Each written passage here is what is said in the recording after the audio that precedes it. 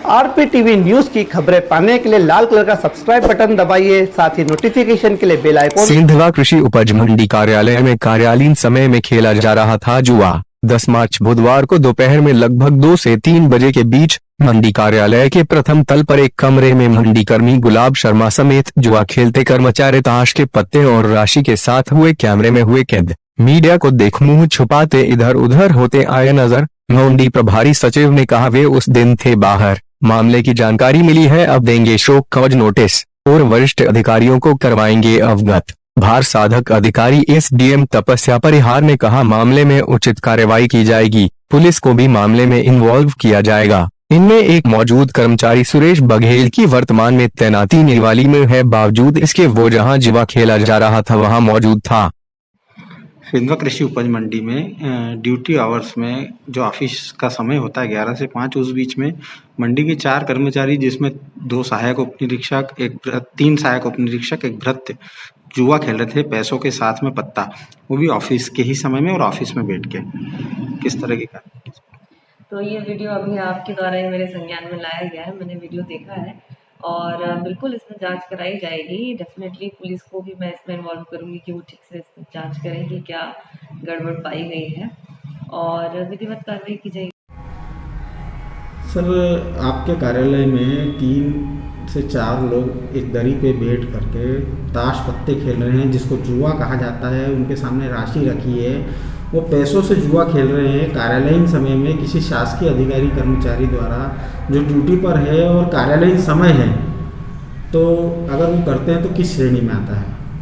आपको इस मामले की क्या जानकारी है? हमारे द्वारा आपको अवगत कराया गया है। मुझे कोई जानकारी नहीं। उस दिन मैं इंदौर गया था मीटिंग में, मेरा भी स्वास्थ्य खराब था। मेरा DA साहब से परमिशन लगी, सर मुझे सर्दी खांसी और रात को बुखार भी आ गया था। साहब ने बोला कि आप जाइए और आना नहीं था, ऐसा बता रहे थे वो। और ये पत्ते खेलने वाली बात है, मेरे को पत्ते खेल रहे थे, वो आपने सूचना करी, मुझे कोई जानकारी नहीं है इसकी। चूँकि अब मेरे द्वारा वीडियो बताया गया है, तो क्या इस तरह से विभाग में ऐसा अलाउ है कि पत्ते खेल सकते हैं रुपये से, पैसे नहीं से? वो कहीं से कहीं तक नहीं है, पर मैं उनको नोटिस दूंगा, 100 का नोटिस दूंगा और जो भी कार्रवाई है। विभागीय कार्रवाई किस तरह से होती है इसमें?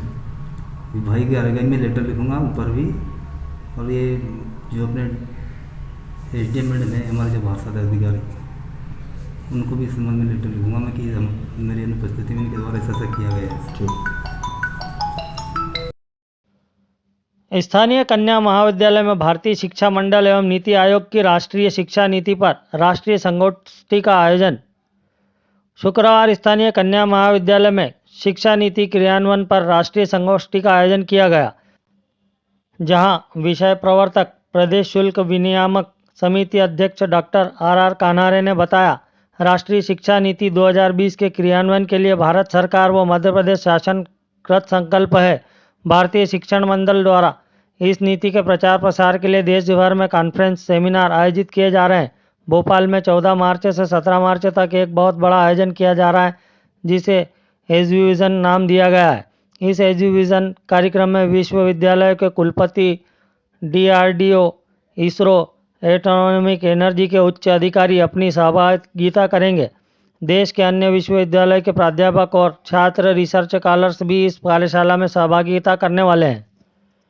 भारतीय शिक्षा मंडल एवं नीति आयोग द्वारा शासकीय कन्या महाविद्यालय में आयोजित सेमिनार में डॉक्टर RR कान्हारे जी ने शिक्षा नीति में किए बदलाव से देश शिक्षा के माध्यम से आत्मनिर्भरता की ओर अग्रसर होगा। कन्या विद्यालय में आयोजित सेमिनार में डॉक्टर ज्योति उपाध्याय, अध्यक्ष भारतीय शिक्षण मंडल मालवा प्रांत, डॉक्टर अनुनाथ सारस्वत, राष्ट्रीय उपाध्यक्ष भारतीय शिक्षा मंडल, प्रदेश शुल्क विनियामक समिति अध्यक्ष डॉक्टर RR कान्हारे, डॉक्टर मनु गोराहा, सचिव भारतीय शिक्षा मंडल, प्राचार्य कन्या महाविद्यालय P गौतम उपस्थित रहे। राष्ट्रीय शिक्षा नीति 2020 का क्रियान्वयन जुलाई से किया जाना है और लगभग सभी के पास इसका ड्राफ्ट लगभग 6 माह पूर्व प्रेषित कर दिया गया था। पूरे देश में विभिन्न सेमिनार आयोजित किए गए और सेमिनार के माध्यम से विभिन्न बिंदुओं पर बहुत विस्तृत चर्चा की गई है और मैं समझता हूं कि इस देश के हर शिक्षक के पास बेसिक अब पूरी जानकारी है कि नीति में क्या किया जाना है। देखिए, ये जो शिक्षा नीति लागू की जा रही है इसमें बहुत सारे बिंदु हैं, लेकिन अगर बिल्कुल विशेष तौर पर आप पूछ रहे हैं तो ये भारतीय ज्ञान आधार पर शिक्षा है, भारत की मूल प्रणाली के आधार पर शिक्षा है, जीडीपी को 6% करना है और जो GER है हमारा जो बहुत कम था इसको डबल करना है और शिक्षा में लचीलापन लाना है और जो विद्यार्थी शिक्षा प्राप्त करके निकलें वो केवल ज्ञान ही प्राप्त न करें बल्कि चरित्रवान भी हों, राष्ट्र के प्रति समर्पित भी हों और केवल इतना ही नहीं बल्कि उनके पास ऐसी कोई विधा भी होनी चाहिए कि वो नौकरी ढूंढने वाले न होकर स्वरोजगार उत्पन्न करके हम अपने प्रदेश को और देश को आत्मनिर्भर बना